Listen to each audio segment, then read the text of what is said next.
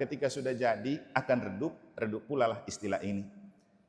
Dan mungkin di beberapa bulan ke depan istilah ini akan redup. Tapi satu istilah yang hampir sama dengan menyala yang tidak akan redup, tetapi itu muncul dari kitab suci adalah bercahaya. Dalam bacaan Tuhan bersamamu dan bersama rohmu. Inilah Injil suci menurut Markus.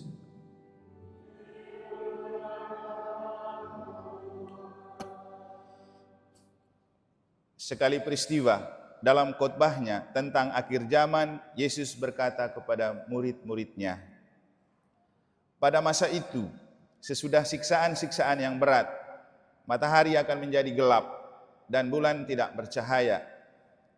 Bintang-bintang akan berjatuhan dari langit dan kuasa-kuasa langit akan guncang. Pada waktu itu, orang akan melihat Putra Manusia datang dalam awan-awan dengan segala kekuasaan dan kemuliaannya.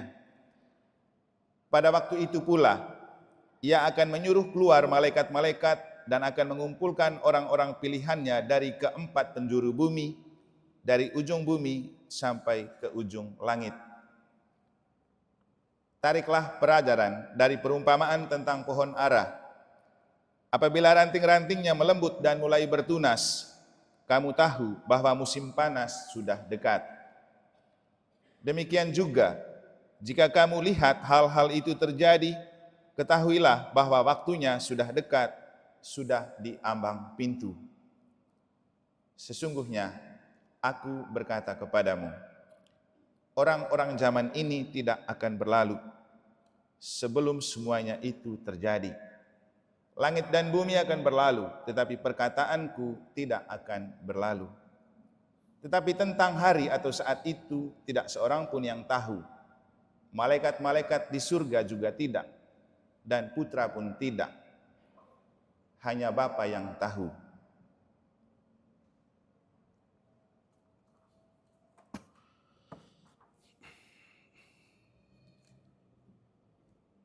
Demikianlah sabda Tuhan. Terpujilah Kristus.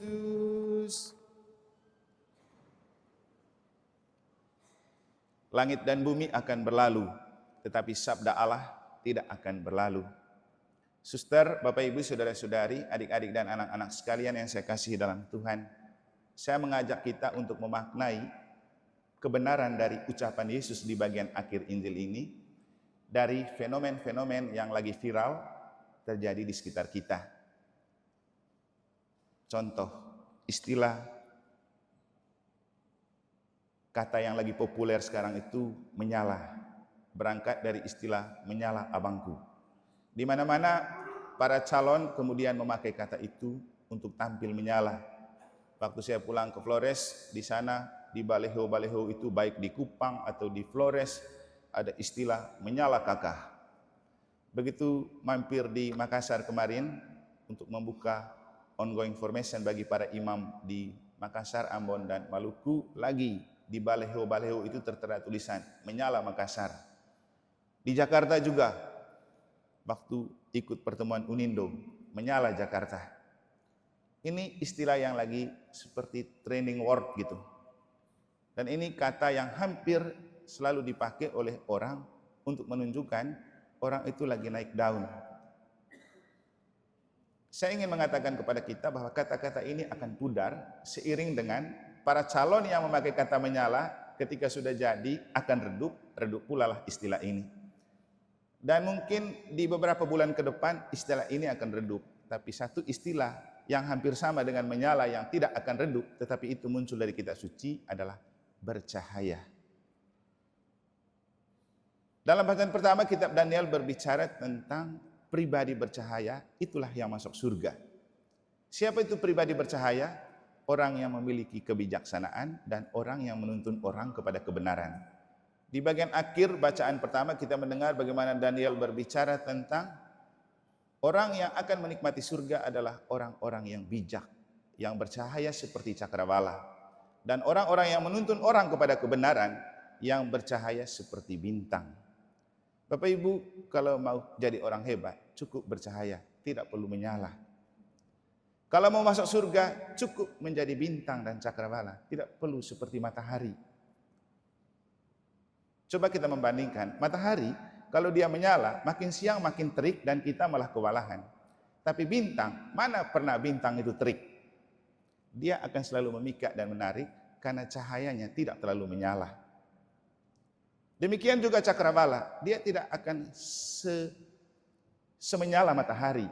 Tetapi ketika kita menyaksikan cakrawala, itu memberikan keademan dan kelembutan tersendiri. Orang akan selalu mengatakan cakrawala itu indah, cantik, beautiful. Jadi kalau mau menjadi pribadi yang hebat, cukup bercahaya, jangan bernyala. Karena menyala itu musiman. Dan itu di kitab suci, menyala itu istilah untuk api neraka. Api bernyala-nyala. Maka memang kalau kita terlalu menyala di dunia, itu juga peluang untuk hidup di neraka. Seperti yang saya bilang, para calon yang sekarang menyala-menyala dan menggebu-gebu, ya bisa jadi satu saat kena rompi orange juga kan. Atau ketika sudah gagal dan janjinya tidak terpenuhi, orang sudah tidak anggap lagi. Makanya Yesus bilang apa untuk kita? Jadilah cahaya dan garam bagi dunia, bukan menyala. Ini saya mau menunjukkan kepada kita bahwa ketika Yesus berbicara tentang sabda Allah itu tidak lekang oleh waktu, memang kata-kata kitab suci itu tidak akan pernah luntur, walaupun kurang viral, tetapi bertahan dari zaman ke zaman. Kita punya kata-kata kitab suci sama sejak dari 2000-an tahun lalu. Kadang memang tidak viral karena kita tidak doyan, tapi ia selalu bercahaya di setiap zaman. Semua kata-kata kitab suci yang ditulis 2000-an tahun yang lalu selalu bercahaya di setiap zaman. Dan cahaya itulah yang menjadi identitas kita sebagai murid-murid Yesus. Nah, cahaya mengandung makna. Ketika di dunia ini kita bercahaya, maka itu adalah investasi terbaik untuk masuk surga. Nah, pertanyaannya, bagaimana supaya kita bisa menjadi cahaya bagi dunia? Jawabannya, jadilah orang bijak dalam hidup. Jadilah orang yang hidup untuk mewartakan kebenaran. Bapak Ibu, tidak cukup menjadi orang baik, dan saya rasa Anda tidak perlu mengejar menjadi orang baik. Kejarlah untuk menjadi orang benar. Karena orang benar pasti selalu baik, tapi orang baik belum tentu benar. Yesus tidak mau mengatakan diri baik. Ketika ada yang bertanya, guru yang baik, Yesus bilang apa? Jangan katakan aku baik. Tapi Yesus mengatakan diri, akulah jalan, kebenaran, dan hidup. Bedanya di mana Bapak Ibu? Saya kasih contoh begini. Demi sebuah aturan yang benar dalam gereja, saya harus berbicara apa adanya dan benar. Mungkin yang saya katakan itu kamu tidak suka, lalu kamu menganggap Romonya tidak baik. Tapi untuk saya tidak apa-apa saya dibilang tidak baik, yang penting kebenaran terjaga. Daripada saya melecehkan kebenaran hanya supaya disukai dan dianggap baik oleh umat, itu berdosa. Jadi jangan mengejar untuk dianggap sebagai orang baik karena itu subjektif. Baiknya kita itu sangat tergantung orang. Kalau orang suka, biar kita punya perbuatan buruk dan salah, tetap orang bilang kita baik. Tapi kalau orang tidak suka dengan kita, biar yang kita buat itu benar, pasti dia bilang kita tidak baik. Karena itu subjektif sekali. Sehingga untuk kita, kalau mau bercahaya, jadilah orang benar. Hidup berdasarkan kebenaran, mengantar orang kepada kebenaran. Dan kata kitab Nabi Daniel, ketika kita hidup untuk mengantar orang kepada kebenaran, itu yang membuat kita pantas masuk surga di akhirat.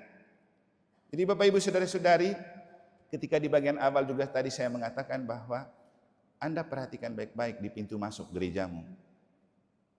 Pernah enggak kamu angkat muka dan melihat apa arti sadat para rasul yang terpampang di sana? Apa artinya sadat para rasul kita ungkapkan setelah kita dengar khotbah? Itu kan sebuah pengakuan iman untuk berbicara tentang hidup kini dan kelak. Bahwa kita hidup itu ada dua zaman, zaman di dunia, zaman akhirat. Hidup kini dan kekal. Dan di zaman kekal juga ada dua pilihan, neraka atau surga. Di doa aku percaya di bagian akhir kita bilang apa? Aku percayakan Roh Kudus, gereja Katolik yang kudus, persekutuan para kudus, pengampunan dosa, kebangkitan badan, kehidupan yang kekal. Kita itu percaya karena kita mau hidup kekal. Hidup kekal itu hidup yang berada bersama Bapa, bukan hidup di neraka. Bagaimana supaya kita memperoleh hidup kekal di surga? Ya, jadikan kehidupan sebagai investasi terbaik, tidak hanya untuk membuat hidup di dunia ini sukses, tapi juga ketika mengakhiri hidup di dunia ini, kita juga sukses masuk kerajaan Allah. Dan cara menginvestasi terbaik itu apa?